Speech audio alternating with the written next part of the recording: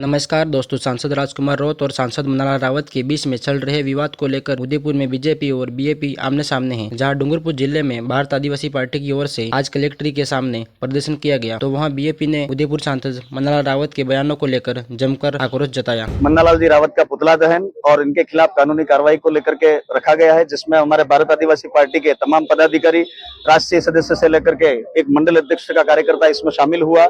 यहाँ के हमारे जीते हुए जिला परिषद सदस्य, पंचायत समिति सदस्य, पंचायत प्रतिनिधि, सारे लोग हमारे यहाँ आकर के शांतिपूर्ण तरीके से हम लोग ये धरना प्रदर्शन और पुतला दहन कार्यक्रम कर रहे हैं।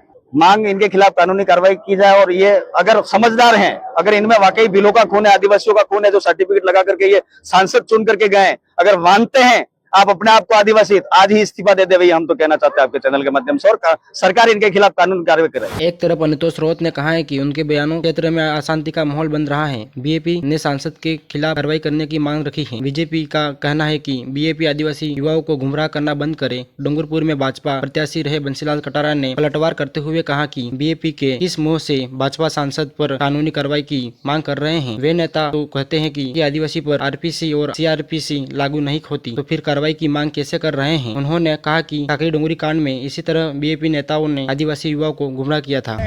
डूंगरपुर के पत्रकार बंधु और आमजन को एक बात बताना चाह रहा हूँ।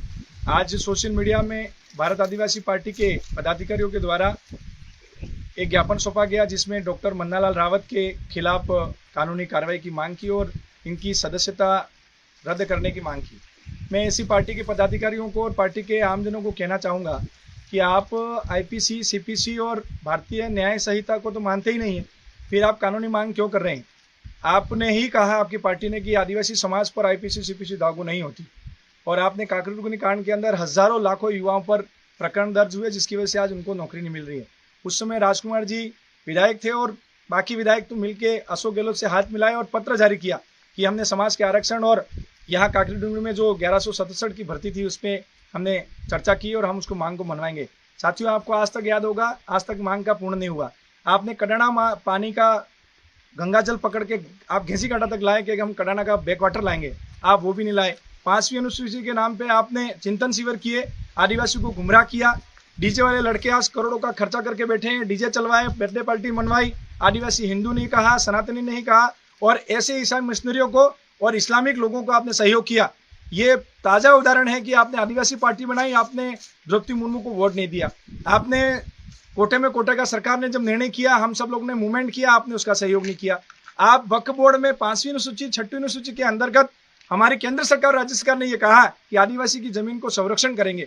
आपने वक्फ बोर्ड के खिलाफ, संशोधन के खिलाफ, आपने आदिवासी की 5वीं अनुसूची, 6वीं अनुसूची के खिलाफ आपने वोट किया।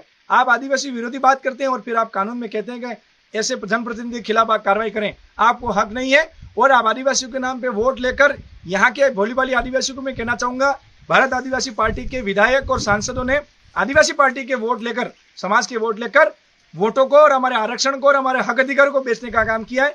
आपको किसी भी तरह का हक नहीं है कि संवैधानिक पद पर बैठे हुए व्यक्ति को आप कानूनी कार्य करें। आप आदिवासियों को धोखा देना बंद करिए, आप आदिवासियों को झूठ बोलना बंद करिए, आदिवासी के आरक्षण को बेचना बंद करिए, और आदिवासी की जमीनों को मुसलमानों और दूसरे 400 को बेचना बंद करिए। मैं यही कहना चाहता हूं आप सबको। जय सीताराम।